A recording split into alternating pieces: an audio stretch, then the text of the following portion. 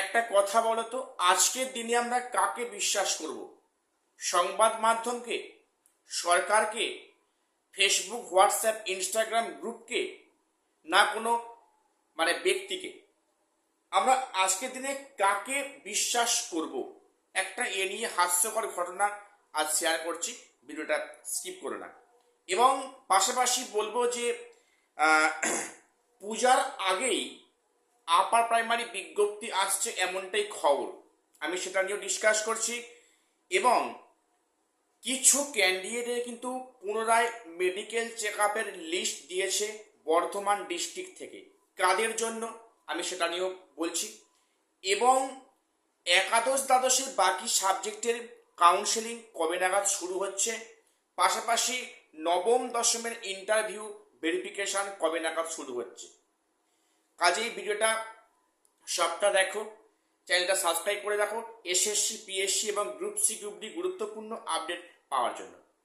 প্রথম যে ঘটনাটা বলবো একটু হাস্যকর লাগতে পারে, সেটা আমরা প্রত্যেকে সংবাদ মাধ্যমকে বিশ্বাস করি যে সংবাদ মাধ্যম একটা খবর প্রকাশ করলে নিশ্চয়ই তার কোনো ভ্যালিড পয়েন্ট থাকে, কোনো সোর্স থাকে, যেটা নির্ভরযোগ্য, অথেন্টিক হয়।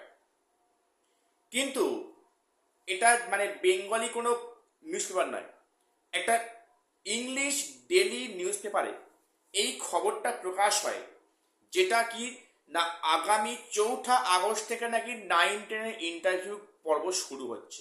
আমি এ নিয়ে ভিডিও অলরেডি করেছি, যে একটা ফেক খবর বিভিন্ন মিডিয়াতে ঘুরছে, ফেসবুক, হোয়াটসঅ্যাপ গ্রুপ বা ইনস্টাগ্রামে ঘুরছে, যে 4 আগস্ট থেকে নাকি সেখানে আপ 9-10 ইন্টারভিউর কাজ শুরু হবে। এটা যে একেবারেই মিথ্যা তার তোমাদের প্রুফ আমি দিয়েছিলাম। সেখানে চেয়ারম্যানের, সে পুরনো চেয়ারম্যানের সাইন করা আছে, এবং সেখানে কিছু লেখায় অসঙ্গতি পাওয়া গেছে, যেটা কিনা অরিজিনাল, এটা কিন্তু কোনো বিজ্ঞপ্তি হতে পারে না, এবং সেটা প্রমাণিত হয়ে গেছে। এবং একটি সংবাদ মাধ্যম, ইংলিশ ডেলি নিউজ পেপার, এই খবরটাকে কিসের ভিত্তিতে প্রকাশ করলো বড় বড় হেডলাইন করে, যে নবম দশমে ইন্টারভিউ স্টার্ট হচ্ছে 4 আগস্ট থেকে? এগুলো মানে একটা নিউজ চ্যানেল বা একটা নিউজ পোর্টাল এগুলো কি করে ছাপতে পারে, যেখানে কমিশনের ওয়েবসাইটে এ সম্বন্ধে একটা কোনো বিজ্ঞপ্তি নেই, কিছু নেই। একটা ফেক নিউজ ঘুরে বেড়াচ্ছিল, সেটা নিয়ে ভাইরাল হয়, এবং এটা নিয়ে খবর করে। কিন্তু একটা সংবাদ মাধ্যম কিভাবে এটা করতে পারলো, সে নিয়ে একটা প্রশ্ন আসছে। এটা করা কিন্তু বিভ্রান্ত করা ক্যান্ডিডেটদের কাছে। তো সেটা পরে বিষয়। এবং এবারে বলি যে তাহলে নবম দশমের ইন্টারভিউ কি আগস্টেও হবে না? দেখো, সেটা বিষয় নয়, আগস্টে হবে কি হবে না সেটা পরে বিষয়, কিন্তু এই খবরটা যে ফেক এটা কিন্তু প্রুভ হয়ে গেছে, প্রমাণিত হয়ে গেছে।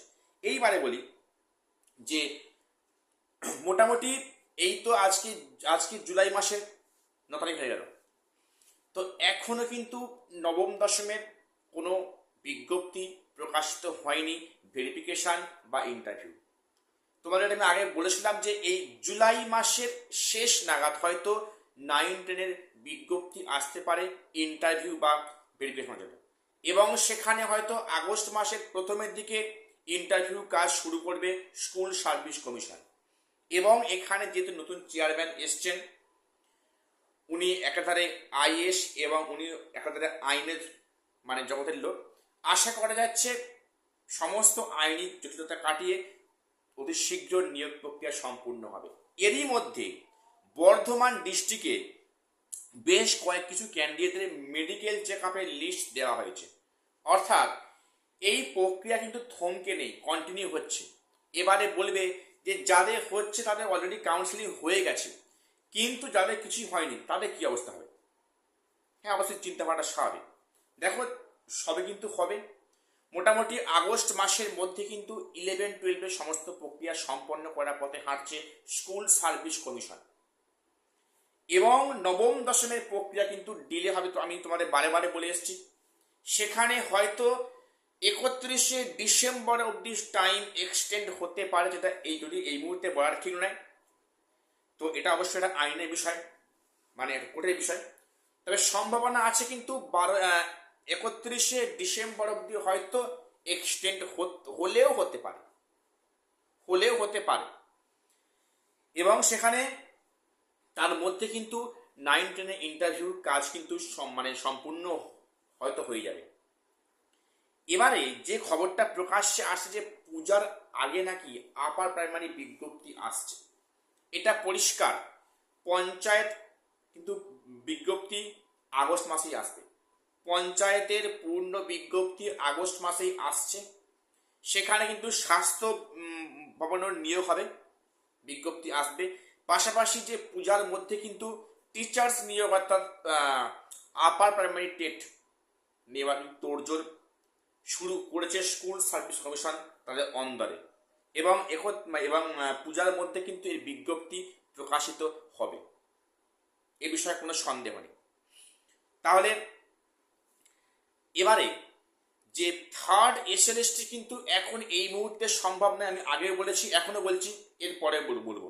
যতক্ষণ না সেকেন্ড এসএলএসটি কমপ্লিট হচ্ছে সেখানে থার্ড এসএলএসটির কোনো প্রশ্ন আসছে না। তাহলে এই সরকার এত ডিলে করছে কেন? এরই মধ্যে বলে রাখি, অনেকের নাকি এখনো সন্দেহ হচ্ছে যে এই চলতি নিয়োগ প্রক্রিয়ায় ওবিসি সিট কত, 17 না অনলি 7। আমি বলেছি যে এটা 17%, এখন নতুন করে 7% করলে কিন্তু পুনরায় প্যানেলের গল্প আসছে, কিন্তু এখন রিপ্যানেল করার সময় হয়তো নেই। এবং সেখানে এই যে চলতি নিয়োগ প্রক্রিয়া কিন্তু 17% হিসাবেই ওবিসিরা গণ্য হবে। সেখানে 17% কিন্তু নিয়োগ হবে, এখানে 7% করলে অনেক সমস্যায় পড়তে হবে নতুন করে।